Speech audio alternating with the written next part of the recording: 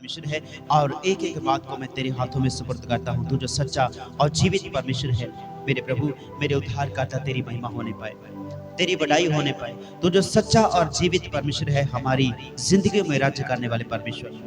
जो भाई बहन अपने ईमान से अपने हृदय को साफ आज कर लेते हैं, अपने गुनाहों से पश्चाताप करके नए सिरे से चलते हैं, मेरे प्रभु मेरे यीशु मसीह नासरी, उनके जीवन में उद्धार आता जाए, उद्धार बढ़ता जाए, बेचैनी जाती रहे, जीवन का मुकुट जो है उनको दिया जाए मेरे परमेश्वर। जब हम इस जगत की संसारिक यात्रा को पूरा करें, हमें कोई गम ना हो, हमें कोई दुख ना हो, मेरे परमेश्वर तेरे बच्चे तुझ में भरते जाएं, आनंद से भरते जाएं।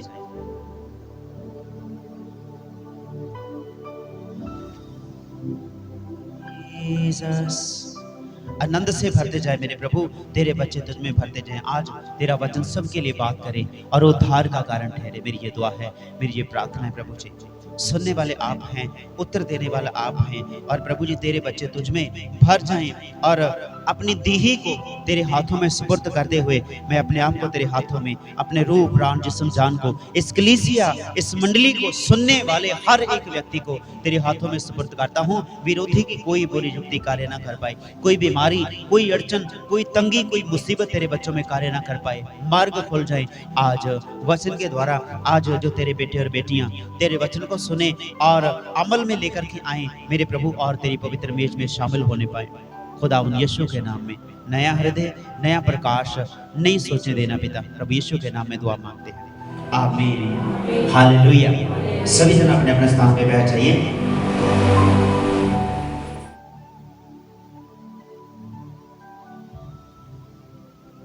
हालेलुया, जोर से बोलिए हालेलुया। प्रभु यीशु मसीह के नाम की जो जहां पर भी मेरे हृदय में, हालेलुया, आमीन। और आप सभी लोगों ने परमेश्वर के वचन को सुनने के लिए सुबह से लेकर अभी तक आपने तैयार किया, और हम कोटि कोटि धन्यवाद करते हैं। और इस समय जितने भी भाई बहन, बेटे बेटियां अपने घरों में अपने काम काज करते समय परमेश्वर के वचन को सुनते हैं, और जो खासकर प्रभु की हजूरी में आकर बैठ गए हैं, हम कोटि कोटि धन्यवाद और परमेश्वर को सजदे में लेकर के आते हैं, अपने आप को परमेश्वर के सजदे में लेकर के आते हैं, धन्यवाद करते हैं। परमेश्वर आपसे बात करते हैं और आपके जीवन को उद्धार की ओर लेके चलते हैं मेरे प्रिय। हालेलुया। मेरी प्रार्थना किन लोगों के लिए है? आमीन। आज हम इस टॉपिक पर बात करेंगे कि मेरी प्रार्थना किन लोगों के लिए है, मेरी प्रार्थना किन्ना लोगों के लिए रहती है। आमीन। परमेश्वर का वचन इन्हां गल्लां नूं सिखाउंदा है कि तुसीं प्रार्थना किहदे लई करनी है, तुहाडी जिंदगी किन्हां दे लई होनी चाहिदी है। प्रभु यीशु मसीह ने इन्हां गल्लां नूं बहुत ही अच्छे तरीके नाल बयान कीता है।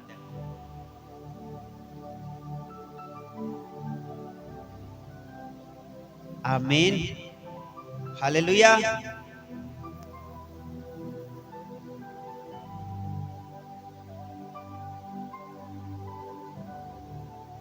हालेलुया। मेरी प्रार्थना किन लोगों के लिए है, और अक्सर हम इन बातों को सोच के पीछे हट जाते हैं कि मेरी प्रार्थना किन लोगों के लिए होनी चाहिए, या किन लोगों के लिए मुझे प्रार्थना करनी है। आज यदि किसी मसीह भाई बहन के जीवन में दुख और कष्ट है, क्लेश है, तो उनके लिए जे आज का वचन है। जो लोग बहुत ज्यादा प्रार्थना करते हैं उनके लिए जे आज का वचन है, और जो लोग बिल्कुल भी प्रार्थना नहीं करते उनके लिए आज का वचन है। मेरे प्रियो, यदि आपकी प्रार्थना का उत्तर नहीं मिलता तो आज का वचन आप ही के लिए है। यदि आपकी प्रार्थना का उत्तर आपको मिलता है तो भी वचन आज आप ही के लिए है। कोई कष्ट में है, कोई क्लेश में है, उनके लिए आज का ये वचन है। प्रभु यीशु मसीह ने किस अवस्थाओं में किन लोगों के लिए प्रार्थना की है। मेरे प्रियो, कहीं ऐसा तो नहीं आप लोग जो प्रार्थना नहीं करनी वो प्रार्थना आप करते हैं। आमीन। आज हम विशेष रूप से सीखेंगे कि मेरी प्रार्थना किन लोगों के लिए है। हालेलुया, जोर से बोलिए हालेलुया।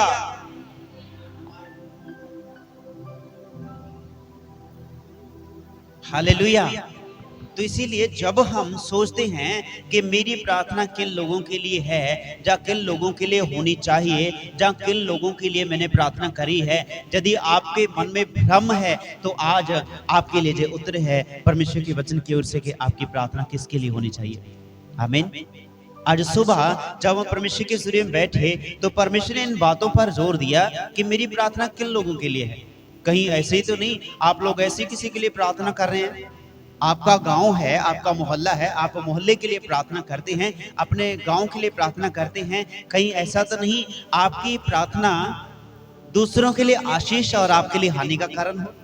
आमीन। कहीं ऐसा तो नहीं आपकी प्रार्थना खुद के लिए तो आशीषित रहे लेकिन दूसरों के लिए हानि का कारण ठहरे। आमीन। आपको प्रार्थना करनी है, एक विशेष विधि है जिसके कारण आपका घर, आपका मोहल्ला शांति की ओर बढ़ता जाएगा।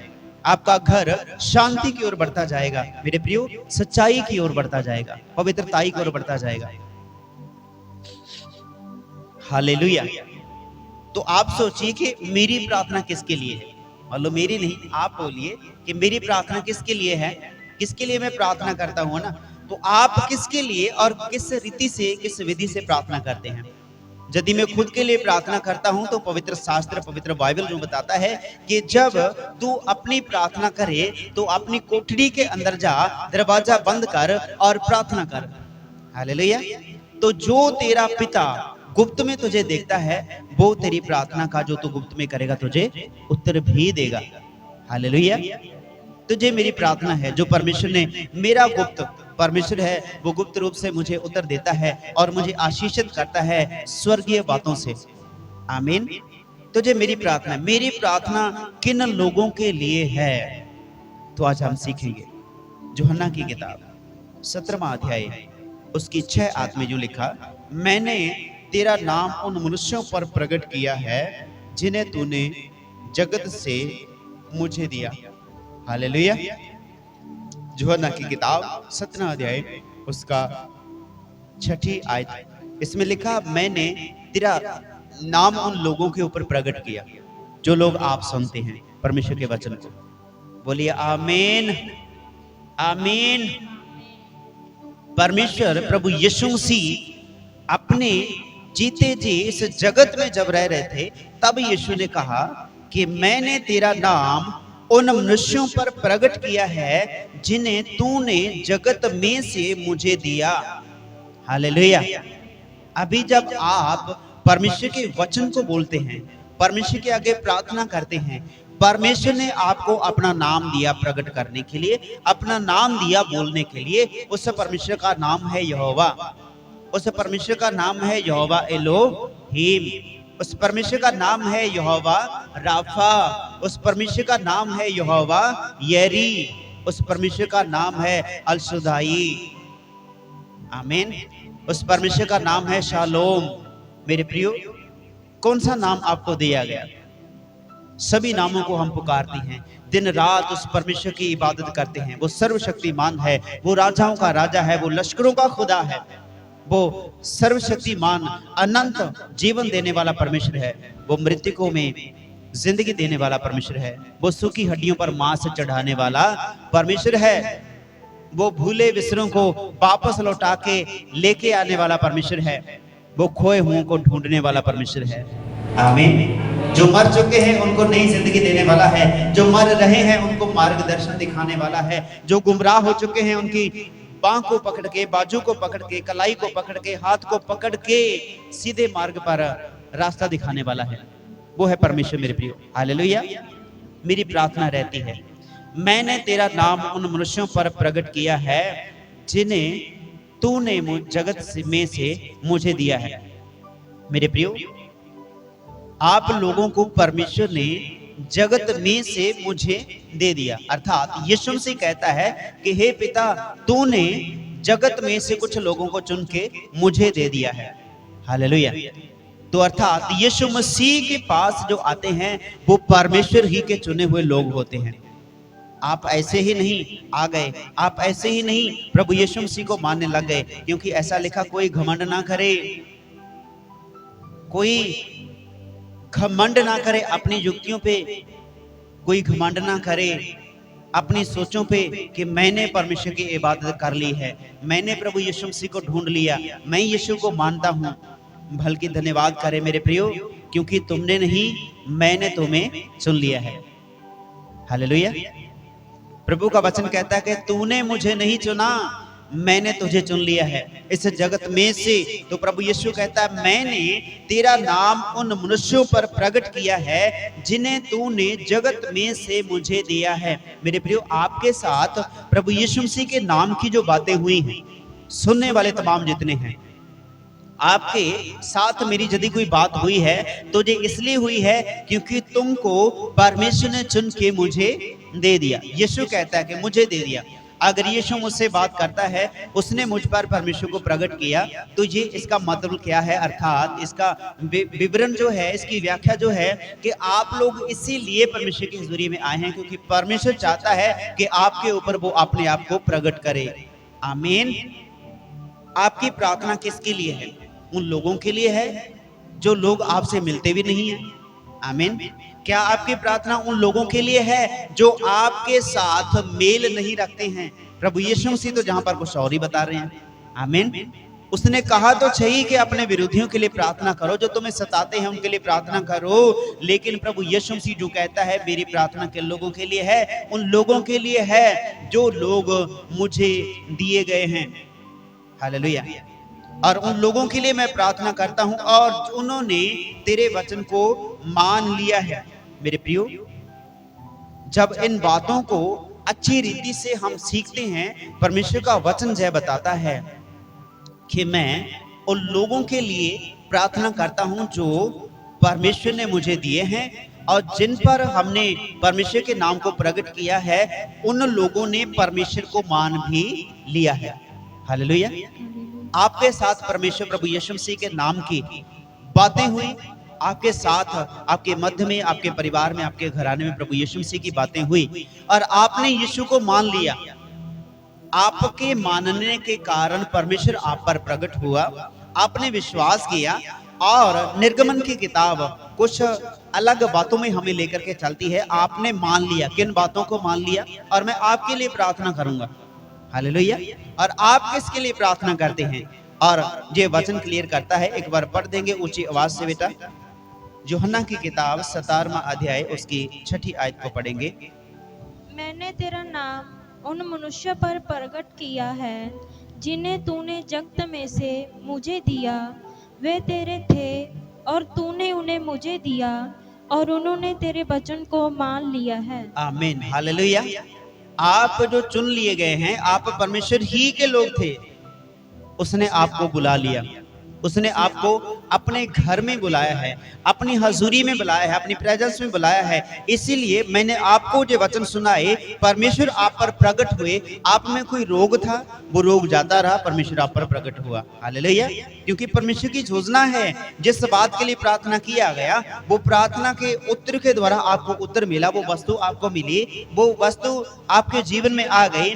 जिस चीज की कमी आप में थी, वो कमी आपके जीवन से दूर हो गई, पूरी हो गई। मेरे प्रियो, परमेश्वर ने अपने आप को आपके ऊपर प्रकट किया। कितने लोग चंगे हुए परमेश्वर की हजूरी में। परमेश्वर ने अपने आप को प्रकट तो किया, यीशु का वचन सुनाया गया, परमेश्वर ने अपने आप को प्रकट किया। अर्थात मैंने तेरा नाम उन मनुष्यों पर प्रकट किया है जिन्हें तूने जगत में से मुझे दिया और उन्होंने तेरे वचन को मान भी लिया। जो परमेश्वर के चुने हुए लोग होते हैं, वो परमेश्वर के वचन की बात को मान लेते हैं। अभी मानना हम कैसे जाने के? जिन लोगों के लिए मेरी प्रार्थना रहती है वो परमेश्वर पर विश्वास करते हैं और परमेश्वर में संपूर्ण अपने ईमान को लाए हुए हैं। कैसे क्लियर करेंगे? हम पढ़ेंगे निर्गमन की किताब, कूच की किताब 34 अध्याय उसकी 21 आयत। 6 दिन तो परिश्रम करना, परंतु 7वें दिन विश्राम करना, वरन हल जोतते और लवने के समय में भी विश्राम करना। हालेलुया। इस बात का मानना बहुत ज्यादा जरूरी है। मेरे प्रियो, आपकी प्रार्थना करनी व्यर्थ रहेगी। आपकी प्रार्थना करनी व्यर्थ रहेगी कब? जब आप परमेश्वर के वचन के अनुसार नहीं चलेंगे। मेरे प्रियो, आज परमेश्वर का वचन गहराई से हम सीखने वाले हैं। थोड़ा थोड़ा करके सीखेंगे और आगे बढ़ते जाएंगे। कूच की किताब में मूसा के द्वारा परमेश्वर ने कहा 6 दिन तो तू अपना परिश्रम कर, लेकिन 7वें दिन को तू विश्राम करना, आराम करना। यही वो दिन है, परमेश्वर ने कहा कि मैंने उनको तेरा नाम प्रचार किया, तेरा वचन प्रचार किया और उन्होंने विश्वास किया, उन्होंने मान भी लिया। अभी मान लिया, आपको शुरुआती समय में बताया कि भाई आप लोगों को प्रभु यीशु मसीह में आकर के एक दिन का आराम करना है। और वो दिन कौन सा है? सब्बत का दिन, पवित्र दिन ठहराया गया। इस दिन को यदि आप मानते हैं, दिन को अर्थात परमेश्वर के वचन को, दिन कोई भी परमेश्वर ठहरा सकते हैं। आज का दिन परमेश्वर ने ठहराया, दिन सभी परमेश्वर ने ठहराए, कोई भला कोई बुरा नहीं बनाया, लेकिन एक दिन उसने आपके आराम के लिए ठहरा दिया और लिखा 6 दिन तो तू अपना परिश्रम करना, परंतु 7वें दिन विश्राम करना, वरन हल जोतते समय में भी और लबने के समय में भी विश्राम करना। मेरे प्रियो, परमेश्वर ने कहा आपको एक दिन आराम करना है, भजन बंदगी करनी है, अपने जीवन की सारी बातों के ऊपर ध्यान देना है आपने बैठ के, कि मैंने पिछले दिनों में क्या काम किया, क्या मैंने परमेश्वर की इबादत करी है, क्या मैंने जितना समय जगत में बिताया परमेश्वर की हुजूरी में बैठ पा रहा हूं क्या? हालेलुया। क्या मैं जितनी देर लोगों की, अन्य लोगों की कोई निंदा चुगली करता हूं, क्या मैं जितनी देर कामकाज करता हूं, क्या उतनी देर मैं परमेश्वर की बारगाह में, उसकी हुजूरी में बैठ पाता हूं? हालेलुया। क्या जितनी देर में अन्य बातों को पढ़ता हूं, किताबों को पढ़ता हूं, क्या मैं परमेश्वर के वचन को पढ़ता हूं? आमीन।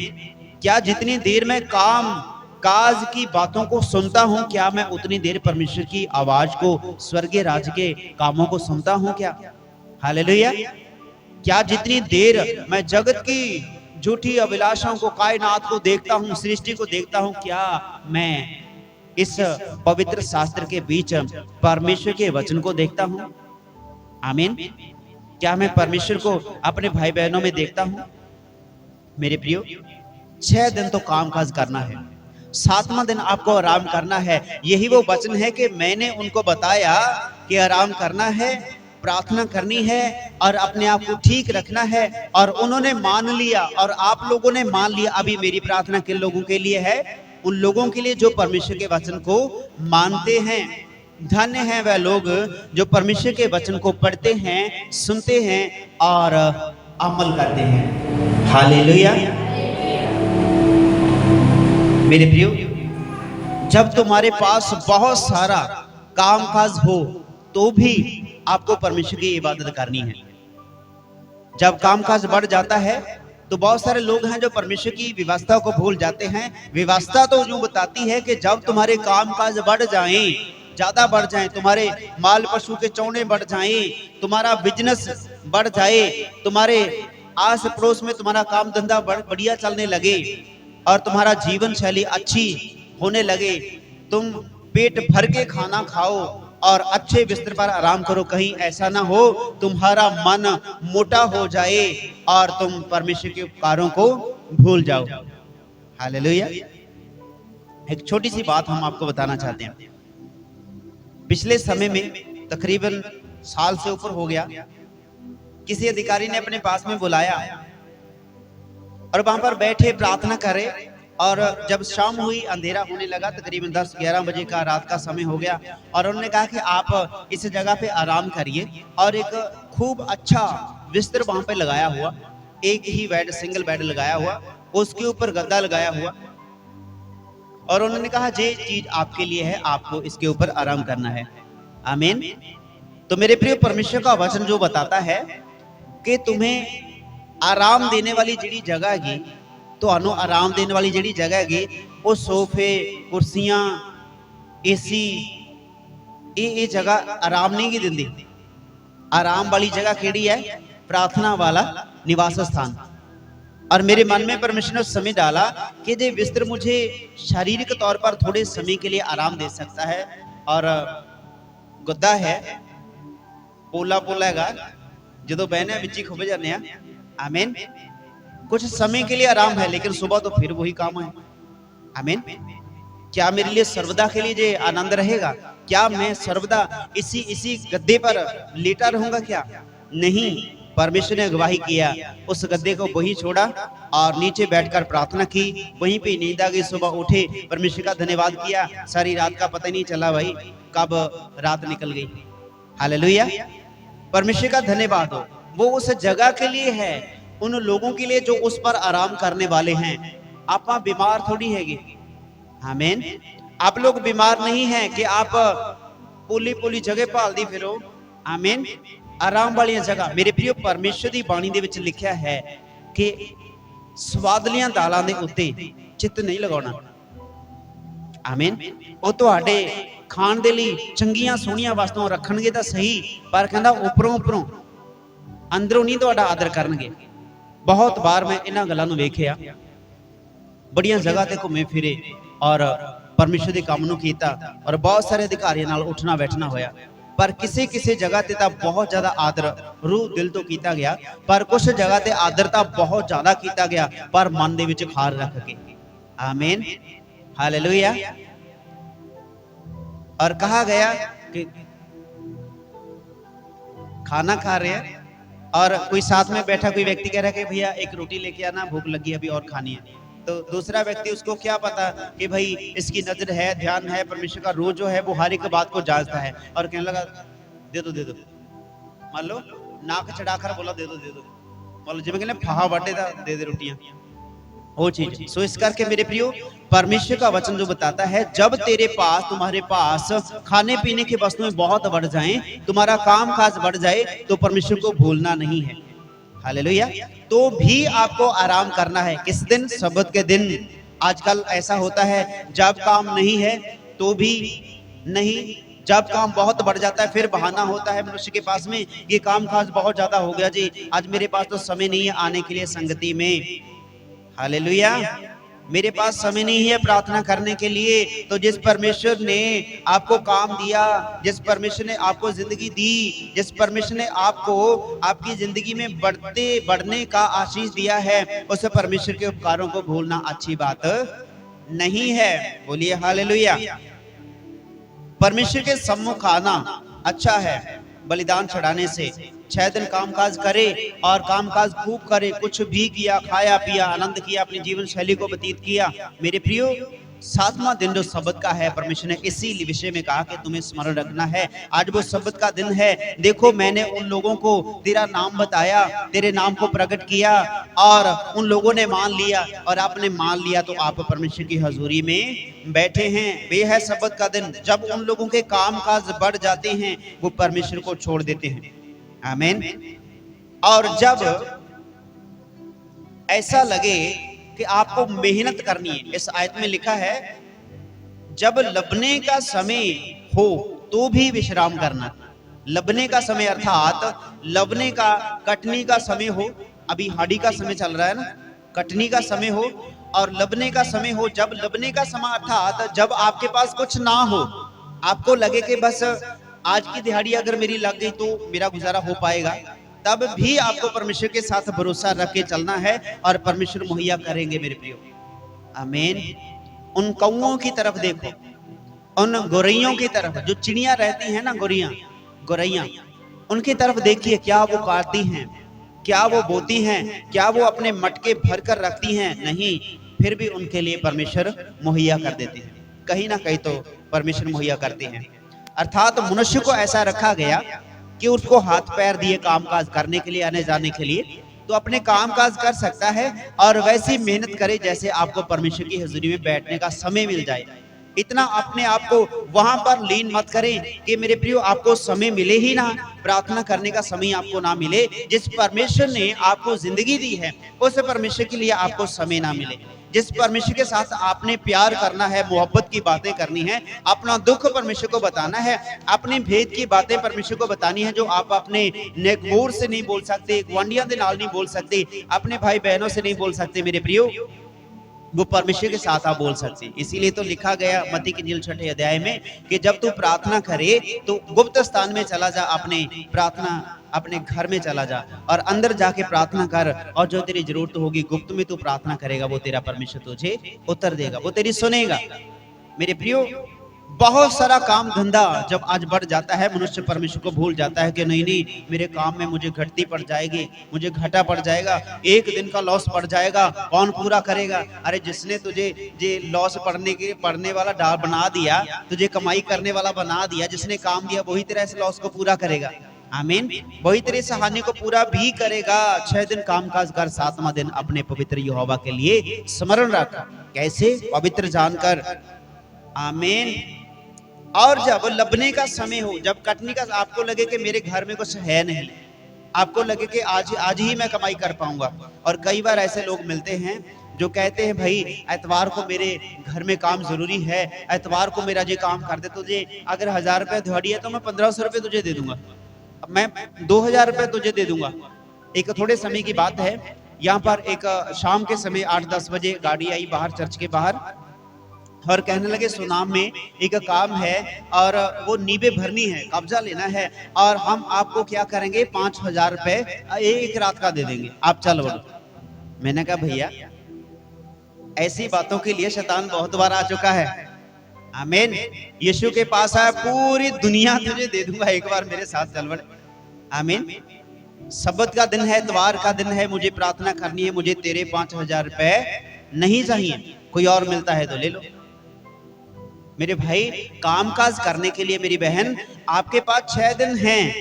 एतवार का दिन शैतान आपको कहेगा कि आजा तुझे मैं ऑफर करके दूंगा, वो तो ऑलरेडी तैयार है, आपको फ्री में आपको बांट देगा चीजें, लेकिन बाद में आपको वही फ्री हुई दी हुई चीजों के ऊपर कब्जा करके बैठ जाएगा। फिर आपको लगेगा इसके बिना मैं गुजारा नहीं है मेरा, आपका माइंड वॉश हो जाएगा। मेरे प्रिय परमेश्वर इसीलिए कहते हैं तुम्हें सब्बत के दिन को स्मरण रखना है। जब आपका लबने का समय हो, आपको लगे कि मुझे जरूरत है इस पैसे की, मुझे दिहाड़ी पे जाना होगा, एतवार को नहीं जाना।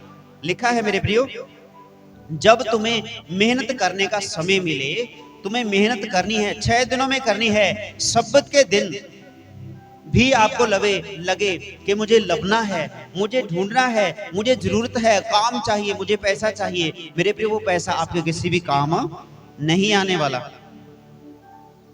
क्योंकि परमेश्वर के वचन की अनाज्ञाकारी होगी। प्रभु ने कहा, परमेश्वर ने कहा इतवार का दिन, सब्बत का दिन पवित्र है, पवित्र स्मरण करके रखना, याद करके रखना, इसमें तू कोई भी काम धंधा नहीं करना। काम धंधा करें लेकिन संगति का समय जो है जे परमेश्वर को देकर रखे मेरे प्रियो। हालेलुया। आपको लगे कि लबने का समय है, आपको शैतान गुमराह करेगा, आपको आपके भाई बहन ही गुमराह करेंगे, शैतान तो बहुत दूर की बात रही, आपको आपके भाई बहन, आपके कामकाज करने वाले कहेंगे कि आजा आज मैं तुझे दुगने पैसे दे दूंगा, आज मेरे काम जरूरी है, कर दे भाई। लेकिन यहीं पर आपको ध्यान रखना है, लबने का समय है तो सही, लेकिन परमेश्वर क्या कहते हैं, जब लबने के समय में भी विश्राम करना, और लबने के समय में भी तुम्हें विश्राम करना है। जब तुम्हें लगे कि जरूरत है, मुझे काम पे जाना है, तब भी आपको परमेश्वर की हजूरी में आना ही आना है।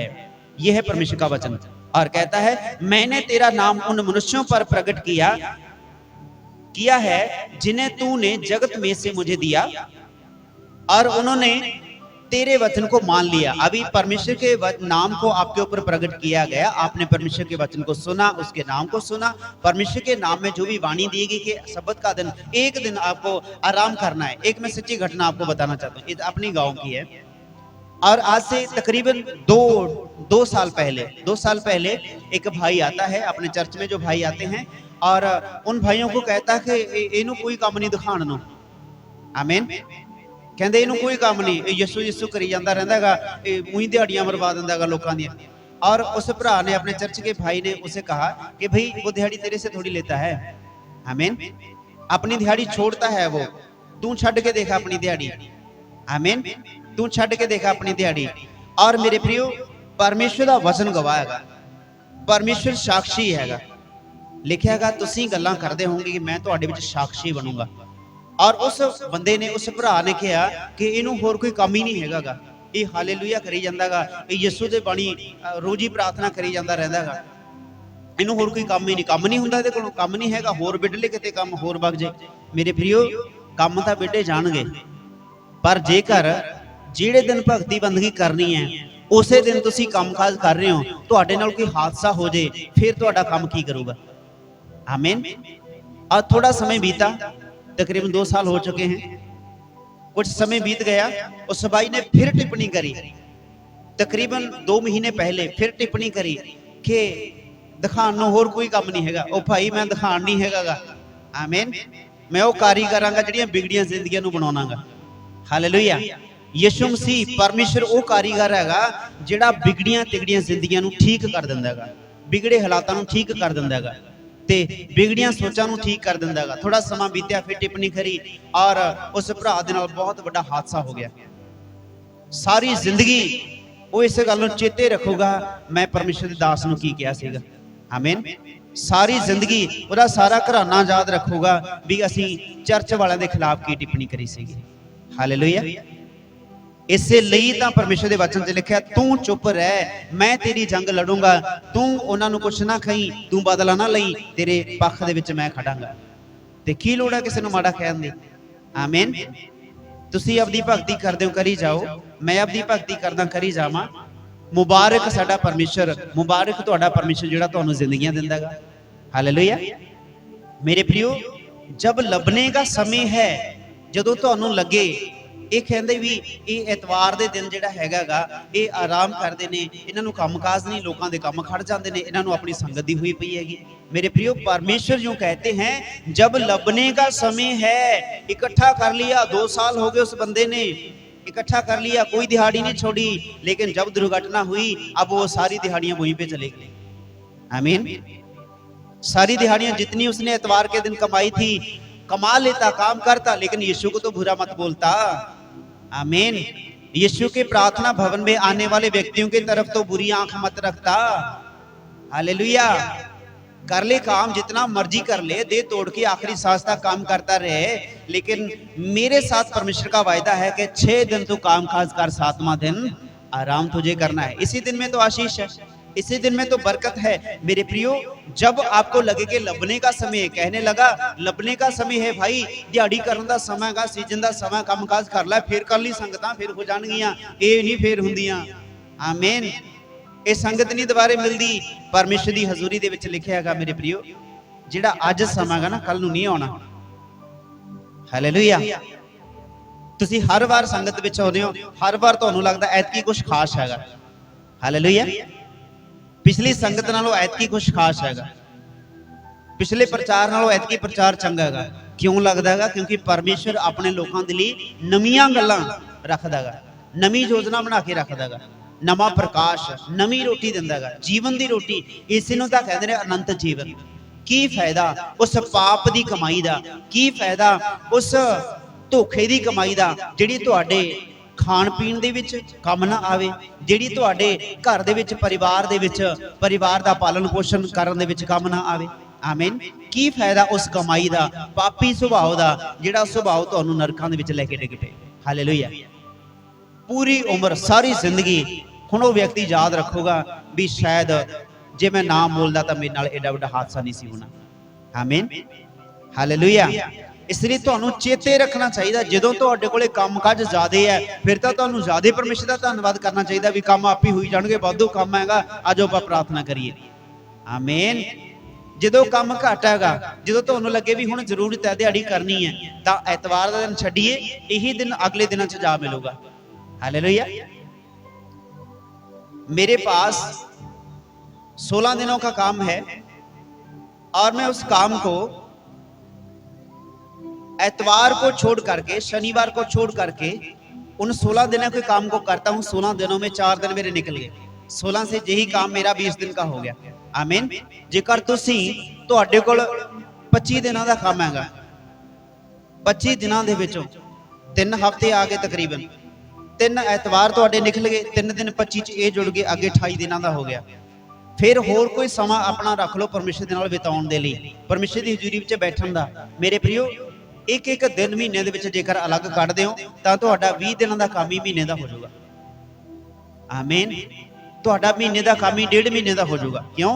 ਕਿਉਂਕਿ ਪਰਮੇਸ਼ਰ ਨੇ ਤੁਹਾਨੂੰ ਬਰਕਤ ਦਿੱਤੀ ਹੈ, ਪਰਮੇਸ਼ਰ ਨੇ ਤੁਹਾਨੂੰ ਚੰਗੀ ਜ਼ਿੰਦਗੀ ਦਿੱਤੀ ਹੈ, ਆਸ਼ੀਸ਼ ਦਿੱਤੀ ਹੈ। ਇਸੇ ਲਈ ਰੱਬ ਦਾ ਖਾ ਕੇ ਕਿਤੇ ਬੰਦਾ ਲੇਖਾ ਨਹੀਂ ਦੇ ਸਕਦਾ। ਆਮੀਨ। ਕੋਈ ਜਗਤ ਦੇ ਵਿੱਚੋਂ ਕੋਈ ਦਿਹਾੜੀ ਰੱਖ ਲੇ, ਉਹਦਾ ਵੀ ਰੱਬ ਨਿਆਂ ਲੈਂਦਾ ਹੈਗਾ। ਕਹਿੰਦੇ ਜੇ ਤੂੰ ਕਿਸੇ ਦਾ ਖਾਏਗਾ ਤੇਰਾ ਕਿਤੋਂ ਦੀ ਹੋਰ ਨਿਕਲ ਜੂਗਾ। ਕਹਿੰਦੇ ਨੇ ਨਾ ਲੋਕ, ਕਹਿੰਦੇ ਨੇ ਵੀ ਜੇ ਕਿਸੇ ਦੀ ਦਿਹਾੜੀ ਰੱਖ ਲਈ ਗਰੀਬ ਦੀ, ਕਿਤੋਂ ਦੀ ਹੋਰ ਨਿਕਲ ਜੂਗੀ। ਇਹ ਜੇਕਰ ਜਗਤ ਦੇ ਨਾਲ ਆਮ ਬੰਦੇ ਦੀ ਦਿਹਾੜੀ ਰੱਖ ਕੇ, ਉਹਦੀ ਮਜ਼ਦੂਰੀ ਰੱਖ ਕੇ, ਉਹਦੇ ਨਾਲ ਧੋਖਾ ਕਰਕੇ ਇੰਨੀ ਭਾਰੀ ਹਾਨੀ ਦਾ ਝੱਲਣਾ ਹੋ ਸਕਦਾ ਹੈਗਾ।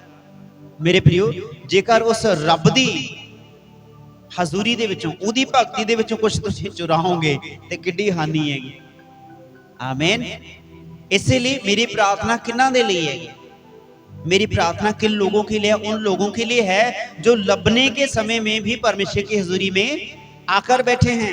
मेरी प्रार्थना किन लोगों के लिए है? जो लोग कामकाज होते हुए भी आकर परमेश्वर की हजूरी में बैठे हैं। मेरी प्रार्थना किन लोगों के लिए है? उन लोगों के लिए है जिनके पास खाने के लिए कुछ कम है, फिर भी परमेश्वर की हजूरी में बैठे हैं, क्योंकि अगले दिन उन्हीं के लिए भरपूरी के होंगे। आमीन। धन्य हो तुम जो आज भूखे हो, क्योंकि तुम्हें रजाया जाएगा। धन्य हो तुम जो आज प्यासे हो, तुम्हें तृप्त किया जाएगा। धन्य हो तुम जो गरीब हो, मेरे प्रियो, आपके लिए स्वर्ग का राज्य स्थापित किया गया। धन्य हो जिसके सर पर कोई साया नहीं है, जगत में कोई सहारा नहीं है, उनका सहारा परमेश्वर बनकर आए हैं मेरे प्रियो। हालेलुया। जब तुम्हारे पास बहुत सारा काम हो तो भी, और जब लगे कि अब तो मेहनत करने के दिन हैं, सीजन का दिन है, अब तो जरूरत है मुझे काम करने की, मुझे जरूरत है, तो भी तुम्हें सब्बत के दिन को स्मरण रखना है और प्रार्थना करनी है। हालेलुया। इसीलिए परमेश्वर कहता है, प्रभु किन लोगों के लिए प्रार्थना करते हैं और उन्होंने तेरे वचन को मान लिया। जो लोग आप परमेश्वर के वचन को मानते हैं, आपको कहा गया कि प्रार्थना करनी है, आप प्रार्थना करते हैं, उन लोगों के लिए मेरी प्रार्थना है। आमीन। आपकी प्रार्थना किन लोगों के लिए है? हालेलुया। यहीं पर मनुष्य आज धोखा खा जाता है कि तुम्हारी प्रार्थना किन लोगों के लिए है। मेरी प्रार्थना किन लोगों के लिए है? जिन लोगों के लिए करनी है उन लोगों के लिए तो होती नहीं, दूसरे लोगों के लिए है। ऐसी बोझ उठाई फिर ये। आमीन। मेरे प्रिय जी, परमेश्वर का वचन है, जिन लोगों का बोझ तुम्हें चाहिए दिया गया, उन लोगों के लिए ही प्रार्थना तुम्हें करनी है। मैं अपने पूरे गांव के लिए प्रार्थना करता हूं, मेरे सिर बोझ है इसका। आमीन। लेकिन ये बोझ तब क्लियर हो जाएगा, परमेश्वर आजाद करते हैं कि जो लोग विश्वास करेंगे उनका बोझ हल्का होगा। आमीन। जो विश्वास नहीं करते उनके सर के ऊपर भार आता है। अगर यहां से परमेश्वर के वचन से बताया गया कि तुम्हें शराब नहीं पीनी है, ये तुम्हारी हानि कर देगी, और कोई कहे एमी बोली जाता है। आमीन। ये तो परमेश्वर का वचन है मेरे भाई, इब्रू के खत में लिखा गया। आमीन। अगर कोई नहीं मानता तो उसके सर भार है, अपने सर नहीं है, आपके सर नहीं है। आप अपने बेटे बेटी को समझाते हैं कि बेटा तुम्हारे लिए अच्छी बात नहीं है, वो नहीं मानता, वो उसी के सर भार है, आपका बोझ हल्का हो गया। इसलिए आप दुआ करते हैं अपने गांव के लिए, आपका बोझ हल्का हो चुका है। आपके गांव से अशांत स्वभाव चला गया, आपके गांव से, आपके मोहल्ले से लड़ाई झगड़े होने बंद हो गए हैं। आपके घरानों के आसपास जो लड़ाइयां झगड़े नित्य होते रहते थे, वो अभी होती नहीं। ये क्या है? आप उन लोगों के लिए प्रार्थना करते हैं जो परमेश्वर के वचन को सुनते हैं। हालेलुया मेरे प्रियो। और उन्होंने तेरे वचन को मान लिया, जो परमेश्वर के वचन को मान लेते हैं। ये लिखा है 17 की 6 आयत में, यूहन्ना की किताब 17 अध्याय उसकी 6 आयत में लास्ट में लिखा, और उन्होंने तेरे वचन को मान लिया है। 100% मैं इस बात को लिखता हूं कि जो लोग परमेश्वर की बात को मान लेते हैं, उनका बोझ भी हल्का हो गया। वो परमेश्वर के नाम को जो प्रकट किया गया उसका आदर भी करते हैं। जो आदर करते हैं वो सब्बत के दिन में बने रहते हैं। परमेश्वर कहता है मेरी प्रार्थना किन लोगों के लिए है? यीशु मसीह कहता है मेरी प्रार्थना किन लोगों के लिए है? उन लोगों के लिए है जो तेरे नाम को सुनकर, तेरे वचन को मानकर अपने जीवन में लागू करते हैं। मैं उनके लिए विनती करूंगा, करता हूं, संसार के लिए नहीं, परंतु उन्हीं के लिए जिन्हें तूने मुझे दिया है। 9 आयत पढ़िए बेटा, यूहन्ना 17 का 9 आयत। कोई भी जिसको मिल गया पढ़ दीजिए। मैं उसके लिए विनती करता हूँ, संसार के लिए विनती नहीं करता। आमीन। मैं उनके लिए विनती करता हूँ, संसार के लिए विनती नहीं करता। आमीन। किन के लिए? जो लोग मुझे दिए गए हैं, जो परमेश्वर के वचन को सुनते हैं, जो परमेश्वर का आदर करते हैं, उसकी वाणी का आदर करते हैं, जो बेअदबी नहीं करते, उसके वचन को सुनकर अनाज्ञाकारी नहीं करते, उनके लिए मैं विनती करता हूँ। मैं उनके लिए विनती करता हूँ, संसार के लिए विनती नहीं करता, परंतु उन्हीं के लिए जिन्हें तूने मुझे दिया है। हालेलुया। क्योंकि वे तेरे हैं। परमेश्वर के लोग हैं, परमेश्वर की हजूरी में आते हैं, उसके मंदिर में बैठते हैं, अपने मन को शांत करते हैं, अपनी जिंदगी में बढ़ोतरी लेते हैं, आशीष अपने आप को देते हैं। मैं उनके लिए दुआ करता हूं जो परमेश्वर के पवित्र वचन को मानते हैं। हालेलुया। और एक खास बात है, मेरी प्रार्थना किन लोगों के लिए है? हालेलुया। आप बोलिए, मेरी प्रार्थना किन लोगों के लिए है? बोलिए, मेरी प्रार्थना किन लोगों के लिए है? अपने आप में पूछिए, मेरी प्रार्थना किना वास्ते है? आमीन। मैं किना दे ਲਈ प्रार्थना कर दांगा कि ਉਹਨਾਂ ਦੇ ਲਈ ਜੋ ਪਰਮੇਸ਼ਰ ਦੇ ਵਚਨ ਨੂੰ ਸੁਣਦੇ ਨੇਗੇ, ਉਹਨਾਂ ਦੇ ਲਈ। ਹਾਂ, ਅੱਗੇ ਲਿਖਿਆ ਹੈਗਾ 20 आयत पढ़िए इसकी, तो क्लियर हो जाएगा। मेरी प्रार्थना किन लोगों के लिए है? उन लोगों के लिए है जो परमेश्वर के वचन को सुनते हैं, उसको मानते हैं, उसके वचन के अनुसार चलते हैं। लिखा गया 6 दिन कामकाज कर, 7वें दिन तो शब्द का है, पवित्र जानकर स्मरण रख और ठहराए हुए दिन के अनुसार संगति में आराम कर। ये तुम्हारे आराम का दिन है मेरे प्रियो। लेकिन 20 आयत कहती है, क्या कहती है? मैं केवल उन्हीं के लिए नहीं करूंगा, परंतु उनके लिए भी जो इनके वचन के द्वारा मुझ पर विश्वास करेंगे। हालेलुया। मैं केवल उनके लिए ही प्रार्थना नहीं करूंगा जो चर्च में आते हैं। हालेलुया। मैं केवल उन्हीं के लिए प्रार्थना नहीं करूंगा जो केवल और केवल मेरे कहने से प्रभु को मानने लगे। और प्रभु यीशु मसीह जहां पर कहते हैं, मैं केवल उन्हीं के लिए नहीं करूंगा परंतु उनके लिए भी करूंगा जो इनके वचन के द्वारा मुझ पर विश्वास करेंगे। अर्थात मैं केवल आप ही के लिए प्रार्थना नहीं करता, मैं उनके लिए भी प्रार्थना करता हूं जिसको आप परमेश्वर का वचन सुनाते हैं। हालेलुया। आप जितने भी जहां पर चर्च में बैठे हैं, आप जिन जिन लोगों से बात करते हैं, मेरी ये प्रार्थना रहती है, प्रभु यीशु मसीह कहता है, मैं उन लोगों के लिए ही नहीं जो मेरी बात को सुनते हैं, मैं उनके लिए भी प्रार्थना करता हूं जो मेरी बात को सुनकर आगे वचन सुनाते हैं, आगे सुनने वाले मेरे सुनाने वालों को आदर देते हैं, उनकी सुनते हैं। मैं उनके लिए भी प्रार्थना करता हूं क्योंकि वो तेरे ही हैं। हालेलुया। क्लियर हो गया आप सभी को? मैं किन लोगों के लिए प्रार्थना करता हूं? मेरी प्रार्थना किन लोगों के लिए है? एक तो वो लोग जो चर्च में आते हैं, प्रार्थना करते हैं, संगति करते हैं, परमेश्वर के वचन के अनुसार चलते हैं। और दूसरी मेरी प्रार्थना उन लोगों के लिए है जो लोग चर्च में आते हैं, सुनकर अपने भाई बहनों को वचन सुनाते हैं, वो आपकी बातों को सुनकर मुझ पर विश्वास करते हैं, उनके लिए प्रार्थना रहती है। हालेलुया। आमीन। बस यही कारण है जो पहले वाला बिगड़ा था दोबारा फिर से उसने तोड़कर नए सिरे से बढ़िया बना दिया। ये परमेश्वर के वचन में लिखा कि एक कुम्हार के हाथों में जो बिगड़ जाता है, कोई मट बना रहा था, कोई बर्तन बना रहा था मिट्टी का, वो बिगड़ गया, तो उस कुम्हार ने क्या करा? उस बर्तन को तोड़ दिया। उसे अच्छा नहीं लगा, उसका आकार अच्छा नहीं लगा, उसका मेल जोल अच्छा नहीं लगा। परमेश्वर उस कुम्हार ने उस मिट्टी के बर्तन को तोड़ दिया, थोड़ा सा पानी डाला, फिर से उसे गूंद दिया मिट्टी को, फिर से चक पे रखा, घुमाया, फिर उसे नया आकार दे दिया। आमीन। फिर से नया आकार दे दिया। यही है परमेश्वर का वचन मेरे प्रियो। वो आपके जीवन को, जो जीवन अच्छा नहीं होता उसको तोड़ के उसको ठीक करने के लिए, जीवन को तोड़ करके ठीक कर देता है। नहीं तो ऐसा होगा मेरे प्रिय भाई, गाड़ी के 4 टायर होते हैं, साइकिल के 2 होते हैं। आमीन। साइकिल के टायरों की बात करते हैं। साइकिल के 2 टायर हैं, एक यदि पंचर हो जाए तो दूसरा टायर उसको खींचेगा नहीं। आमीन। तो जो टूटा हुआ वो फट जाएगा और उसका और भी मंदरा हाल हो जाएगा। अगर ऐसे ही चलते रहे, ऐसे ही चलते रहे, ऐसे ही चलते रहे, बिना रबड़ के चलते रहे, पूरा चक्का जो है वो खराब हो जाएगा और उसमें बिंग पड़ जाएंगे और डेंट पड़ जाएंगे और दोबारा उस रबड़ को चढ़ाने के लिए वो स्थिर नहीं रहेगा, सही नहीं रहेगा।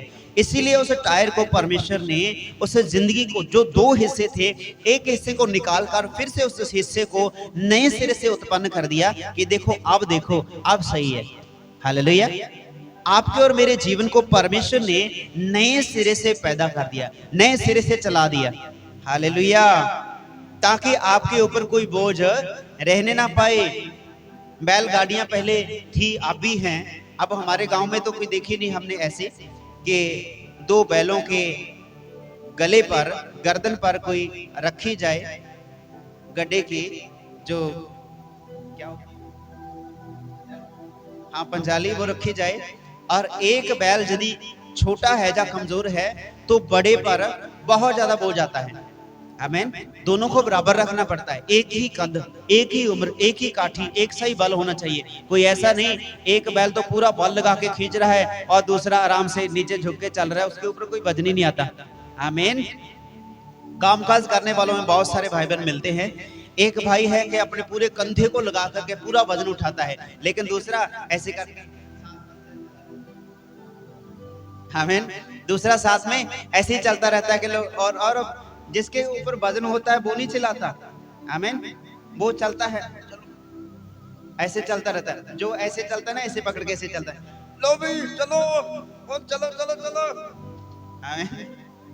वो ज्यादा चिल्लाता है। इसीलिए मेरे प्रिय भाई, जिसके ऊपर वजन है वो इधर उधर नहीं देखता, उसने अपना पूरा वजन पूरे बल के साथ अपना काम करना है, ईमानदारी से काम करना है। कोई उठाए ना उठाए, कोई बल लगाए ना लगाए, लेकिन मेरी प्रार्थना किन लोगों के लिए है? उन लोगों के लिए है जो चर्च में आए, प्रार्थना किया, परमेश्वर पर विश्वास किया, अपना जीवन परमेश्वर के हाथों में दे दिया।